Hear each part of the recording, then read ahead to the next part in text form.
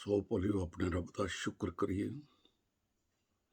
ਐਸਾ ਰੱਬ ਜਿਹੜਾ ਬੋਲਦਾ ਹੈ, ਗੱਲਾਂ ਕਰਦਾ ਹੈ, ਤੇ ਸ਼ੁਕਰ ਕਰਨੇ ਆ ਕਿ ਸਾਨੂੰ ਉਸ ਦੀਆਂ ਗੱਲਾਂ ਨੂੰ ਸੁਣਨ ਦਾ ਮੌਕਾ ਮਿਲਦਾ ਹੈ।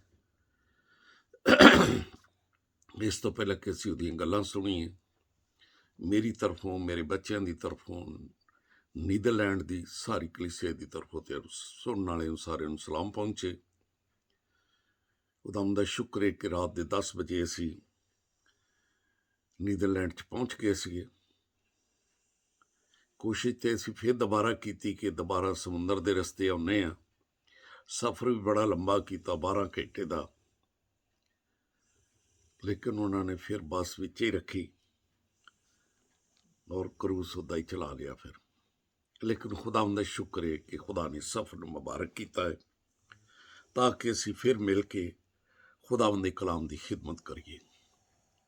ਇਸ ਤੋਂ ਪਹਿਲੇ ਕਿ ਅਸੀਂ ਖੁਦਾਵੰਦ ਦਾ ਕਲਾਮ ਸੁਣੀਏ, ਜ਼ਰੂਰ ਵੀ ਇਸ ਗੱਲ ਨੂੰ ਵੀ ਦੇਖਣਾ ਕਿ ਕਲਾਮ ਨੂੰ ਲਾਈਕ ਕਰਨਾ, ਸ਼ੇਅਰ ਕਰਨਾ, ਬੈਲ ਦਾ ਬਟਨ ਦਬਾਉਣਾ, ਤਾਂ ਕਿ ਖੁਦਾ ਦੀਆਂ ਗੱਲਾਂ, ਕਿਉਂਕਿ ਚੈਨਲ ਦਾ ਨਾਂ ਹੀ ਖੁਦਾ ਦੀਆਂ ਗੱਲਾਂ ਹੈ, ਤੁਹਾਡੇ ਤੱਕ ਪਹੁੰਚਦੀਆਂ ਰਹਿਣ। ਸੋ ਜੋ ਅੱਜ ਅਸੀਂ ਗੱਲਬਾਤ ਸਿੱਖਣ ਵਾਲੇ ਆ, ਉਹ ਬਾਦਸ਼ਾਹ ਜਿਹੜੇ ਖੁਦਾ ਨੇ ਪਹਿਲੇ ਤੋਂ, ਕਿਉਂਕਿ ਕੌਮ ਨੇ ਮੰਗਿਆ ਕਿ ਸਾਨੂੰ ਬਾਦਸ਼ਾਹ ਚਾਹੀਦਾ ਹੈ, ਤੇ ਖੁਦਾ ਇਸ ਗੱਲ ਤੇ ਨਾਰਾਜ਼ ਤੇ ਹੋਇਆ, ਲੇਕਿਨ ਉਹਨਾਂ ਦੀ ਮਰਜ਼ੀ ਨੂੰ ਫਿਰ ਪੂਰਾ ਕੀਤਾ ਤੇ ਬਾਦਸ਼ਾਹ ਦੇ ਦਿੱਤਾ। ਹੁਣ ਬਾਦਸ਼ਾਹ ਤੇ ਦੇ ਦਿੱਤਾ ਹੈ,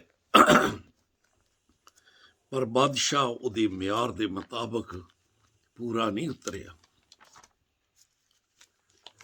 ਕਿਉਂਕਿ ਖੁਦਾ ਤਰਾਜ਼ੂ ਰੱਖਣ ਵਾਲਾ, ਖੁਦਾ ਤੋਲਣ ਵਾਲਾ ਹੈ, ਤੇ ਬਾਦਸ਼ਾਹ ਉਹਦੇ ਤਰਾਜ਼ੂ ਵਿੱਚ ਪੂਰਾ ਨਹੀਂ ਉਤਰਿਆ। ਬਾਦਸ਼ਾਹ ਨੂੰ ਖੁਦਾ ਨੇ ਆਖਿਆ ਕਿ ਜਾ ਅਮਾਲੀਕੀਆਂ ਨਾਲ ਲੜ ਤੇ ਉਹਨਾਂ ਨੂੰ ਫਨਾਹ ਕਰ ਦੇ, ਤਬਾਹ ਕਰ ਦੇ। ਪਰ ਬਾਦਸ਼ਾਹ ਲੁੱਟ ਮਾਰ ਤੇ ਜੁੜ ਗਿਆ, ਤੇ ਜਿਸ ਵੇਲੇ ਲੁੱਟ ਮਾਰ ਤੇ ਸਾਰੀ ਆਵਾਮ ਵੀ ਲੱਗ ਗਈ ਤੇ ਦੁਨੀਆ ਦਾ ਮਾਲ ਲੁੱਟਣਾ ਸ਼ੁਰੂ ਹੋ ਗਿਆ। ਤੇ ਪਹਿਲਾ ਸ਼ਮੂਏਲ 15 ਬਾਬ ਉਸਦੀ 21 ਐਤ ਤੋਂ ਪੜ੍ਹੀਏ ਤੇ ਫਿਰ ਕਹਿੰਦਿਆਈ ਲੋਕ ਲੁੱਟ ਦੀ ਮਾਲ ਉੱਤੇ, ਲੋਕਾਂ ਨੇ ਲੁੱਟ ਦੀ ਮਾਲ ਉੱਤੇ ਧਿਆਨ ਕੀਤਾ ਤੇ ਚੰਗੀਆਂ ਚੰਗੀਆਂ ਚੀਜ਼ਾਂ ਨੂੰ ਲੈ ਆਇਆ ਤਾਂ ਕਿ ਖੁਦਾਵੰਦ ਦੇ ਹਜ਼ੂਰ ਇਹਨਾਂ ਦੀ ਕੁਰਬਾਨੀ ਕਰਨ। ਇਹ ਗੱਲਾਂ ਸ਼ਮੂਏਲ ਨੂੰ ਦੱਸਦਾ ਹੈ, ਖੁਦਾ ਦੇ ਬੰਦੇ ਨੂੰ। ਸ਼ਮੂਏਲ ਨੇ ਕਿਹਾ ਖੁਦਾਵੰਦ ਸੂਖਤਨੀ ਕੁਰਬਾਨੀਆਂ ਤੇ ਜ਼ਬੀਆਂ ਤੋਂ ਇੰਨਾ ਹੀ ਖੁਸ਼ ਹੁੰਦਾ ਹੈ ਜਿੰਨਾ ਇਸ ਗੱਲ ਤੇ ਕਿ ਖੁਦਾਵੰਦ ਦਾ ਹੁਕਮ ਮੰਨਿਆ ਜਾਵੇ। ਸੋ ਬਈ ਖੁਦਾ ਦਾ ਹੁਕਮ ਮੰਨਣਾ, ਖੁਦਾਵੰਦ ਦਾ ਹੁਕਮ ਮੰਨਿਆ ਜਾਵੇ। ਇਸੇ ਕਰਕੇ ਯੂਬ ਦੀ ਕਿਤਾਬ 23 ਬਾਬ ਤੇ 12 ਵਿੱਚ ਲਿਖਿਆ, ਮੈਂ ਉਹਦੇ ਲਬਾਂ ਦੇ ਹੁਕਮਾਂ ਤੋਂ ਹਟਿਆ ਨਹੀਂ, ਮੈਂ ਜ਼ਰੂਰੀ ਖੁਰਾਕ ਤੋਂ ਵੀ ਜ਼ਿਆਦਾ ਉਸ ਦੇ ਮੂੰਹ ਦੀਆਂ ਗੱਲਾਂ ਦਾ ਜ਼ਖੀਰਾ ਕੀਤਾ। ਅਸੀਂ ਉਹਦੇ ਲਬਾਂ ਦੇ ਹੁਕਮਾਂ ਤੋਂ ਹਟ ਜਾਂਦੇ ਹਾਂ ਤੇ ਦੁਨੀਆ ਵੱਲ ਨਜ਼ਰ ਕਰ ਲੈਂਦੇ ਹਾਂ। ਸੋ ਉਹਦੇ ਮੂੰਹ ਦੀਆਂ ਗੱਲਾਂ ਦਾ ਜ਼ਖੀਰਾ ਕਰਨਾ, ਕਿਉਂਕਿ ਉਹਦੀਆਂ ਮੂੰਹ ਦੀਆਂ ਗੱਲਾਂ ਹੀ ਸਾਡਾ ਉਹ ਟਿਕਟ ਹੈ ਜਿਹੜਾ ਸਾਨੂੰ ਲੈ ਕੇ ਅਸਮਾਨਾਂ ਤੱਕ ਜਾਂਦਾ ਹੈ। ਕਿਉਂਕਿ ਅਮਸਾਲ ਦੀ ਕਿਤਾਬ 22 ਬਾਬ 19 ਐਤ ਤੋਂ 21 ਐਤ ਤੱਕ ਪੜ੍ਹੀਏ ਤੇ ਬਾਈਬਲ 'ਚ ਲਿਖਿਆ ਮਿਲਦਾ ਹੈ, ਤੇਰਾ ਤਵੱਕਲ ਖੁਦਾਵੰਦ ਦੇ ਉੱਤੇ ਹੋਵੇ ਤੇ ਅੱਜ ਦੇ ਦਿਨ ਕਹਿੰਦਾ ਗੱਲ ਮੈਂ ਤੈਨੂੰ ਜਤਾ ਕੇ ਦੱਸਣਾ। ਤੇ ਰੱਬ ਬੰਦੇ ਨੂੰ ਕਹਿੰਦਾ ਮੈਂ ਤੇਰੇ ਲਈ ਦੁਨੀਆ ਦਾ ਮਾਲ ਨਹੀਂ, ਕਹਿੰਦਾ ਮੈਂ ਤੇਰੇ ਲਈ ਇਲਮ ਦੀਆਂ ਗੱਲਾਂ ਤੇ ਮਸ਼ਵਰਤ ਦੀਆਂ ਗੱਲਾਂ ਤੇ ਲਤੀਫ ਗੱਲਾਂ ਇਸ ਕਰਕੇ ਲਿਖੀਆਂ ਨੇ ਤਾਂ ਕਿ ਸੱਚਾਈ ਦੀ ਹਕੀਕਤ ਨੂੰ ਤੇਰੇ ਉੱਤੇ ਜ਼ਾਹਰ ਕਰਾਂ ਤੇ ਤੂੰ ਸੱਚੀਆਂ ਗੱਲਾਂ ਨੂੰ ਹਾਸਲ ਕਰੇ, ਸੱਚੀਆਂ ਗੱਲਾਂ ਨੂੰ। ਫਿਰ ਆਪਣੇ ਭੇਜਣ ਵਾਲੇ ਦੇ ਕੋਲ ਵਾਪਸ ਜਾਵੇਂ। ਇਸਤਿਸ਼ਨਾ ਦੀ ਕਿਤਾਬ 32 ਬਾਬ ਤੇ 29 ਚ ਲਿਖਿਆ, ਕਾਸ਼ ਲੋਕ ਅਕਲਮੰਦ ਹੁੰਦੇ ਤੇ ਸਮਝ ਜਾਂਦੇ ਤੇ ਆਪਣੀ ਆਕਬਤ ਉੱਤੇ ਸੋਚ ਲੈਂਦੇ ਕਿ ਆਖਰਤ ਨੂੰ ਕੀ ਹੋਏਗਾ। ਇਹ ਦੁਨੀਆ ਦਾ ਮਾਲ ਸਾਨੂੰ ਉੱਥੇ ਲੈ ਜਾਊ, ਸਾਨੂੰ ਤੇ ਉਹਦੇ ਮੂੰਹ ਦੀਆਂ ਗੱਲਾਂ ਲੈ ਕੇ ਜਾਣਗੀਆਂ ਜਿਹੜੀਆਂ ਉਹਨੇ ਕਿਹਾ ਮੈਂ ਤੇਰੇ ਲਈ ਲਿਖੀਆਂ ਨੇ। ਤੇਰਾ ਤਵੱਕਲ ਮੇਰੇ ਉੱਤੇ ਹੋਏ। ਅੱਜ ਦੇ ਦਿਨ ਕਹਿੰਦਾ ਗੱਲ ਮੈਂ ਤੈਨੂੰ ਜਤਾ ਕੇ ਦੱਸਣਾ ਹੈ, ਤਾਂ ਰੱਬ ਬੰਦੇ ਨੂੰ ਕਹਿੰਦਾ ਮੈਂ ਤੇਰੇ ਲਈ ਇਲਮ ਦੀਆਂ ਗੱਲਾਂ, ਮਸ਼ਵਰਤ ਦੀਆਂ ਗੱਲਾਂ ਤੇ ਲਤੀਫ ਗੱਲਾਂ ਇਸ ਕਰਕੇ ਲਿਖੀਆਂ ਨੇ ਤਾਂ ਕਿ ਸੱਚਾਈ ਦੀ ਹਕੀਕਤ ਨੂੰ ਤੇਰੇ ਉੱਤੇ ਜ਼ਾਹਰ ਕਰਾਂ ਤੇ ਤੂੰ ਇਹਨਾਂ ਗੱਲਾਂ ਨੂੰ ਹਾਸਲ ਕਰੇ। ਹਾਸਲ ਫਿਰ ਆਪਣੇ ਭੇਜਣ ਵਾਲੇ ਕੋ ਵਾਪਸ ਜਾਵੇਂ। ਇਸਤਿਸ਼ਨਾ ਦੀ ਕਿਤਾਬ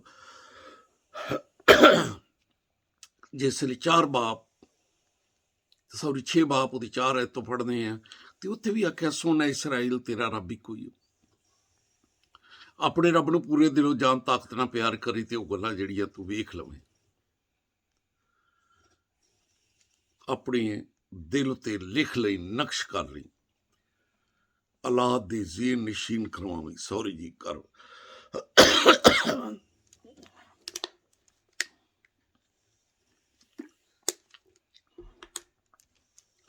ਘਰ ਬੈਠਿਆਂ, ਰਾਹ ਚੱਲਦਿਆਂ, ਲੇਟਦਿਆਂ ਤੇ ਉੱਠਦੇ ਵੇਲੇ ਇਹਨਾਂ ਗੱਲਾਂ ਦਾ ਕਲਾਮ ਦਾ ਜਿਹੜਾ ਸੋਨੇ ਨਾਲੋਂ ਮਹਿੰਗਾ, ਸ਼ਹਿਦ ਨਾਲੋਂ ਮਿੱਠਾ ਹੈ, ਇਹਦਾ ਜ਼ਿਕਰ ਕਰੀ ਆਪਣੀ ਨਸਲ ਦੇ ਨਾਲ, ਤਾਂ ਕਿ ਤੂੰ ਨਾ ਰਹਿ ਜਾਵੇਂ, ਤੇਰੀ ਨਸਲ ਨਾ ਰਹਿ ਜਾਏ। ਬਲਕਿ ਖੁਦਾ ਨੂੰ ਪੂਰੀ ਦੁਨੀਆ ਦੀ ਫਿਕਰ ਆ ਬਈ। ਜਿਸ ਲਈ ਅਸੀਂ ਖੁਦਾ ਦੇ ਕਲਾਮ ਨੂੰ ਦੇਖਦੇ ਹਾਂ, ਇਸਤਿਸ਼ਨਾ 4 ਬਾਪ 9 ਐਤ 'ਚ ਲਿਖਿਆ, ਬੜੀ ਇhtiyਾਤ ਕਰੀ ਤੇ ਉਹ ਗੱਲ ਜਿਹੜੀ ਤੇਰੀ ਅੱਖ ਵੇਖ ਲਵੇ। ਔਲਾਦ ਨੂੰ ਦੱਸੀ, ਗਾਂ ਔਲਾਦ ਦੀ ਔਲਾਦ ਨੂੰ ਦੱਸੀ, ਪੋਤਿਆਂ ਨੂੰ ਦੱਸੀ। ਤੇ ਯਸਾਇਆ 48 ਬਾਪ 20 ਐਤ ਨੂੰ ਪੜ੍ਹੀਏ ਤੇ ਕਹਿੰਦਾ ਬਾਬਲ ਚੋਂ ਨਿਕਲੀ, ਬਾਬਲ ਚੋਂ, ਉਹ ਦੁਨੀਆ ਦੀ ਭੀੜ ਚੋਂ, ਆ ਝੂਠੇ ਅੰਬੋਆਂ ਗਰੋਹਾਂ ਡਿਨਾਮੀਨੇਸ਼ਨਾਂ ਦੇ ਟੋਲਿਆਂ ਚੋਂ, ਬਾਬਲ ਚੋਂ ਨਿਕਲੀ, ਕਸਤੀਆਂ ਦੇ ਦਰਮਿਆਨ ਚੋਂ ਭੱਜੀ, ਨਗਮਾਂ ਦੀ ਆਵਾਜ਼ ਨਾਲ ਗਾਵੀਂ ਤੇ ਬਿਆਨ ਕਰੀ ਤੇ ਉਸ ਨੂੰ ਮਸ਼ਹੂਰ ਕਰੀ ਤੇ ਉਹਦੀਆਂ ਖਬਰਾਂ ਜ਼ਮੀਨ ਦੇ ਕਿਨਾਰਿਆਂ ਤੱਕ ਪਹੁੰਚਾਵੀਂ। ਜ਼ਮੀਨ ਦੇ ਕਿਨਾਰਿਆਂ ਤੱਕ। ਤੇ ਕਹਿੰਦਾ ਜੀ ਖੁਦਾਵੰਦ ਖੁਦਾ ਨੇ ਆਪਣੇ ਖਾਦਮ ਯਕੂਬ ਦਾ ਫਿਦਿਆ ਦਿੱਤਾ, ਤੂੰ ਬਚੇ, ਤੇਰੇ ਵਸੀਲੇ ਲੋਕ ਬਚਣ। ਕਦ ਨਾਲ? ਉਹਦੀਆਂ ਖਬਰਾਂ ਨਾਲ, ਉਹਦੀਆਂ ਗੱਲਾਂ ਨਾਲ। ਰਸੂਲਾਂ ਦੇ ਮਲ 13 ਬਾਪ 47 ਐਤ ਨੂੰ ਪੜ੍ਹ ਲਓ। ਯਹੂਦੀਆਂ ਨੇ ਬੜੀ ਬੇਇੱਜ਼ਤੀ ਕੀਤੀ ਉਹਦੀ। ਉਹਨੇ ਆਖਿਆ ਕਿ ਤੁਸੀਂ ਕਲਾਮ ਨੂੰ ਰੱਦ ਕਰਦੇ ਹੋ ਤੇ ਆਪਣੇ ਆਪ ਨੂੰ ਹਮੇਸ਼ਾ ਦੀ ਜ਼ਿੰਦਗੀ ਦੇ ਨਾਕਾਬਲ ਠਹਿਰਾਉਂਦੇ ਹੋ ਤੇ ਅਸੀਂ ਗੈਰ ਕੌਮਾਂ ਦੀ ਤਰਫ ਮਤਵੱਜਾ ਹੋ ਜਾਵਾਂਗੇ। 47 ਐਚ ਫਿਰ ਉਹਨੇ ਆਖਿਆ ਅਸੀਂ ਗੈਰ ਕੌਮਾਂ ਦੀ ਤਰਫ ਮਤਵੱਜਾ ਹੋ ਜਾਵਾਂਗੇ ਕਿਉਂਕਿ ਖੁਦਾ ਨੇ ਸਾਨੂੰ ਦੁਨੀਆ ਲਈ ਨੂਰ ਮੁਕਰਰ ਕੀਤਾ ਹੈ ਤਾਂ ਕਿ ਸਾਡੇ ਵਸੀਲੇ ਨਜਾਤ ਦਾ ਕੰਮ ਪੂਰੀ ਦੁਨੀਆ 'ਚ ਹੋ ਜਾਏ। ਸੋ ਭਲੇ ਤੁਹਾਡੇ ਵਸੀਲੇ ਨਜਾਤ ਦਾ ਕੰਮ ਹੋ ਸਕਦਾ ਹੈ, ਪਰ ਇਹਦੇ ਲਈ ਦੁਨੀਆ ਦੇ ਮਾਲ ਤੋਂ ਬਚਣਾ ਪਏਗਾ, ਉਹਨਾਂ ਗੱਲਾਂ ਨੂੰ ਹਾਸਲ ਕਰਨਾ ਪਏਗਾ ਔਰ ਉਹੀ ਗੱਲਾਂ ਲੋਕਾਂ ਤੱਕ ਪਹੁੰਚਾਉਣੀਆਂ ਪੈਣਗੀਆਂ। ਇਹ ਬਾਦਸ਼ਾਹ ਦੁਨੀਆ ਦੇ ਮਾਲ ਹਾਲ ਹੋ ਗਿਆ, ਇਹਦੀ ਆਵਾਮ ਦੁਨੀਆ ਦੇ ਮਾਲ ਹਾਲ ਹੋ ਗਈ। ਤੇ ਫਿਰ ਖੁਦਾ ਦੇ ਬੰਦਾ ਸੈਮੂਅਲ ਨੇ ਆਖਿਆ ਤੂੰ ਬਗਾਵਤ ਕਰ ਗਿਆ, ਬਗਾਵਤ, ਕਿਉਂਕਿ ਲਿਖਿਆ ਬਗਾਵਤ ਤੇ ਜਾਦੂਗਰੀ ਬਰਾਬਰ ਹੈ ਤੇ ਸਰਕਸ਼ੀ ਇਸ ਤਰ੍ਹਾਂ ਹੈ ਜਿੱਦਾਂ ਮੂਰਤਾਂ ਤੇ ਬੁੱਤਾਂ ਦੀ ਪੂਜਾ, ਕਿਉਂਕਿ ਤੂੰ ਖੁਦਾਵੰਦ ਦੇ ਹੁਕਮ ਨੂੰ ਰੱਦ ਕੀਤਾ, ਇਸ ਲਈ ਉਸਨੇ ਤੈਨੂੰ ਰੱਦ ਕੀਤਾ। ਅਗਰ ਖੁਦਾ ਦੇ ਹੁਕਮ ਨੂੰ ਰੱਦ ਕਰਨੇ, ਖੁਦਾ ਸਾਨੂੰ ਰੱਦ ਕਰਦਾ। ਭਰਾਓ, ਮੈਂ ਤੈਨੂੰ ਰੱਦ ਕੀਤਾ, ਤੂੰ ਬਾਦਸ਼ਾਹੀ ਨਾ ਰਵੇ। ਖੁਦਾ ਦੇ ਹੁਕਮ ਨੂੰ ਕਦੀ ਰੱਦ ਨਾ ਕਰੀਏ, ਬਲਕਿ ਆਪਣੇ ਆਪ ਨੂੰ, ਆਪਣੀ ਨਸਲ ਨੂੰ ਦੂਸਰੇ ਲੋਕਾਂ ਵਾਸਤੇ ਨਜਾਤ ਦਾ ਸਬੱਬ ਬਣੀਏ, ਨਜਾਤ ਦਾ, ਕਿ ਸਾਡੇ ਵਸੀਲੇ ਨਜਾਤ ਦਾ ਕੰਮ ਲੋਕਾਂ ਤੱਕ ਪਹੁੰਚੇ। ਦੁਨੀਆ ਦੇ ਮਾਲ ਨਾਲ ਨਜ਼ਰ ਨਾ ਕਰੀਏ, ਬਲਕਿ ਆਪਣੀ ਰੂਹ ਦਾ ਖਿਆਲ ਕਰੀਏ। ਬਾਈਬਲ 'ਚ ਲਿਖਿਆ ਤੂੰ ਸਾਰੀ ਦੁਨੀਆ ਵੀ ਹਾਸਲ ਕਰ ਲੈ, ਉਹ ਜੇ ਭਲਿਆ ਰੂਹ ਦਾ ਨੁਕਸਾਨ ਕਰ ਲਿਆ ਤੇ ਕੀ ਫਾਇਦਾ।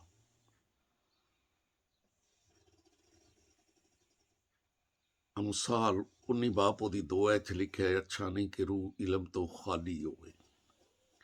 ਇਹ ਅੱਛਾ ਹੀ ਨਹੀਂ ਕਿ ਰੂਹ ਇਲਮ ਤੋਂ ਖਾਲੀ ਜਾਵੇ। ਤੇ ਪਹਿਲਾ ਕਰੰਥੀਓ ਪਹਿਲਾ ਬਾਪ ਉਹਦੀ 4 ਐਤ ਤੋਂ ਪੜ੍ਹੀਏ ਤੇ ਰਸੂਲ ਕਹਿੰਦਾ ਹੈ, ਮੈਂ ਖੁਦਾ ਦੇ ਉਸ ਫਜ਼ਲ ਦੇ ਬਾਅਦ ਜਿਹੜਾ ਮਸੀਹ ਯਸੂ ਵਿੱਚ ਹੁੰਦਿਆਂ ਹੋਇਆਂ ਕਹਿੰਦਾ ਤੁਹਾਡੇ ਉੱਤੇ ਹੋ ਗਿਆ, ਆਪਣੇ ਰੱਬ ਦਾ ਸ਼ੁਕਰ ਕਰਨਾ ਹੈ ਕਿ ਤੁਸੀਂ ਉਸ ਦੇ ਵਿੱਚ ਹੋ ਕੇ, ਕੌਣ ਜੇ ਅਸੀਂ ਮਸੀਹ, ਤੇ ਮਸੀਹ ਕਿੱਥੇ ਆ? ਨਹੀਂ ਜੀ, ਉਹ ਨਹੀਂ ਨਜ਼ਰ ਆਉਂਦਾ।